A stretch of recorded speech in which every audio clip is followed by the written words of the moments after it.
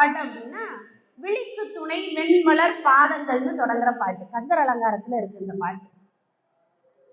எதுக்கு இந்த பாட்டு எழுதி அனுப்புறாங்க? நான் என்ன நினைச்சேன் அப்படின்னா, நமக்கு ஒரு மெய்த்துணையே அப்படிங்கிற சொல் எங்க இருந்து எனக்கு கிடைச்சது அப்படின்னா, முருகப்பெருமான் வந்து இதுல நீ பேசுதாயின்னு சொன்ன மாதிரி இருந்தது. ஒரு கனவுல எழுந்துச்சு இந்த தலைப்புல பேசணும்னு முடிவு பண்ணேன். நான் ஐயா கேட்க முன்னையே நான் தலைப்புலாம் அனுப்பிட்டேன். என்ன தலைப்புல பேச போறீங்கன்னு ஐயா கேட்கவே இல்லை. என்னோட உபயதாரர் ஐயா நானே 2 நாள் நிகழ்ச்சிக்கு 2 நாள் என் பேரு திருமதி சங்கரேஸ்வரி ஆரம்பம்னு போட்டு 2 நாள் நிகழ்ச்சிக்கு தலைப்பு அனுப்பிட்டேன்.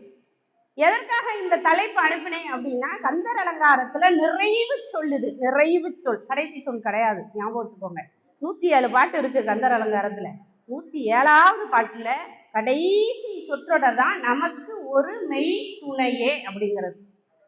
ஆனா எனக்கு வாழ்த்து சொன்ன எல்லாரும் விழிக்கு துணை வெண்மலர் பாதங்கள் அப்படிங்கிற அந்த பாட்டை எழுதி அனுப்புறாங்க. நமக்கு இந்த சின்ன பிள்ளைல அம்மா ஆறாரோ ஆறீராரோ பாட்டு பாடியிருப்பாங்க. என்னைக்காவது அம்மாட்ட கேட்டிருக்கோமா ஆறாரோ ஆறீராரோனா என்னன்னு கேட்டா அம்மா என்ன செய்வாங்க? எனக்கு தெரியாதுன்னு சொல்லுவாங்க. கேள்வி கேட்கிற அளவுக்கு பிள்ளை வளர்ந்துருச்சு, இனிமே நம்ம ஆறாரோ பாட வேண்டாம்னு விட்டுருவாங்க. அது மாதிரி இந்த விழிக்கு துணை வெண்மலர் பாதங்கள்ங்கிற அந்த பாட்டு அத்தனை பெரிய தத்துவமிக்க, அத்தனை பெரிய ஆழ்ந்த கருத்து கொண்ட ஒரு பாடல். ஆனா நமக்கு மனப்பாடமா தெரியும். ஏன்?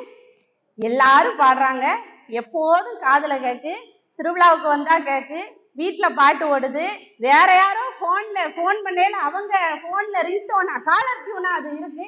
இப்படியா நமக்கு அந்த பாடல் தெரிஞ்சிருக்கு. ஆனா அதை பற்றிய ஆழ்ந்த கருத்துக்களை தெரிஞ்சுக்கணும் அப்படிங்கிற ஆர்வம் எனக்கு இருந்தது. அதை தெரிவிக்கணும் அப்படிங்கிற கடமையும் எனக்கு இருக்கு.